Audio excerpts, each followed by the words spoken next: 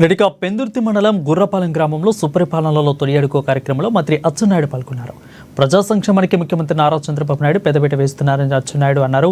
ఇక పెందుర్తి మండలం గుర్రపాలెం గ్రామంలో సుపరిపాలనలో తొలి అడుగు కార్యక్రమంలో కింజరపు అచ్చెన్నాయుడు పాల్గొన్నారు. ముఖ్యమంత్రిగా నారా చంద్రబాబు బాధ్యతలు చేపట్టిన తర్వాత అభివృద్ధి పరుగులు పెడుతుందని తెలియజేశారు.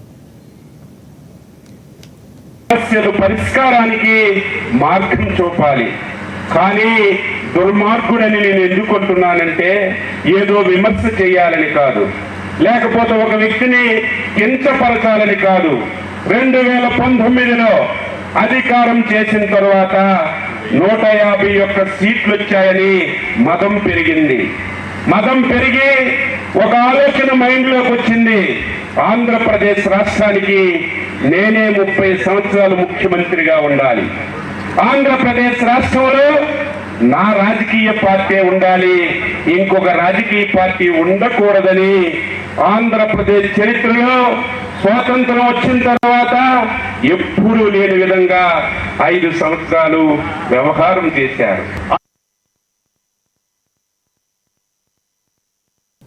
సంగారెడ్డి జిల్లా పటాన్చెరు నియోజకవర్గం తెల్లపూర్